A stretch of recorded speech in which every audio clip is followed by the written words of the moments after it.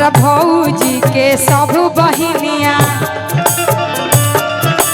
भौजी के सब बहिनिया, सबके सब खिलाड़ जी, भौजी के सब बहिनिया, सबके सब खिलाड़ जी, भौजी के सब बहिनिया।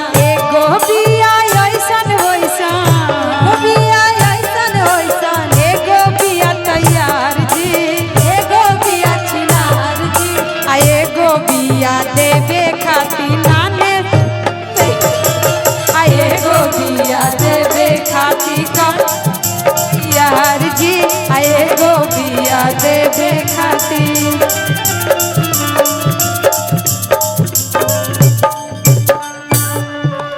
हो गई। अब कौन सुनेंगे बा? कैसन पियावा के चरित्र बा, काहे की डिमांड आवता पारंपरिक। देखी भैया पवन सिंह भैया के जेकर भी गाना गावे हम पारंपरिक गैला, और पवन सिंह भैया के गाना में बहुत सारा ऐसा एगो दूगो गाना बा कि हम मंच पर गा सकत नहीं, ऐसा बात नहीं है, ठीक बा। हाँ तो थोड़ा सा वैसे रुकी जा, काहे कि एगो डिमांड आइल बा हमारी इंस्टाग्राम पर रहे कि काचे अमवा तुरलाए पापा बगैचा कैला हो सुनावा। रहुआ सब हमारा संग हेल्प दे दे, ठीक बा भाभी? रहुआ ठीक करी ना, माइक इधर कर। बिल्कुल कि काचे अमवा तुरलाए पापा बगैचा कैला हो सुनावा, बगैचा कैला हो सुनावा। अरे काचे अमवा तुरलाए पापा बगैचा कैला हो सुनावा, बगैचा कैला हो सुनावा। अरे सुंदर धिया तेजलाए पापा या कनवा कैला हो सुनावा,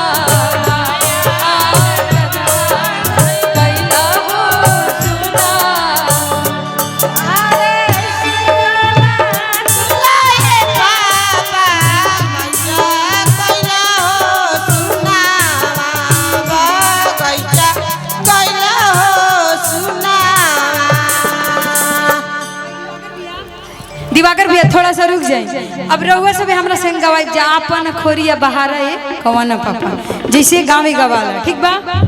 सुने के बाद सब कोई के हाँ चली कि अपन खोरिया बहारा है ना पापा, अपन खोरिया बहारा है ओ ना पापा, अवतारी दुल्हा दा मादाए लाला, अवतारी दुल्हा दा अपन खोरिया बहारा है ना जुआ भैया, अपन खोरिया बहारा है ना जुआ भैया, अवतारी दुल्हा दा मादाए लाला, अवतारी दुल्हा दा मादाए लाला।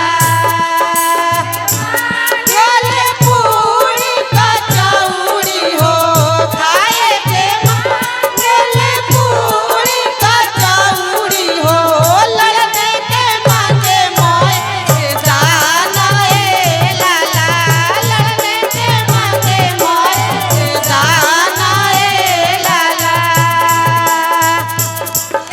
देखी इतना प्रोग्राम देनी, लेकिन पियरों में जौन प्यार आशीर्वाद रहुआ सबके मिलल, बहुत बहुत धन्यवाद बचाची रहुआ के, और ऐसे ही प्यार आशीर्वाद बनैले रखब जा। और रहुआ सबसे यह रिक्वेस्ट बा कि अपन संस्कृति और अपन भोजपुरी के खूब आगे बढ़ावे के बा कि ना।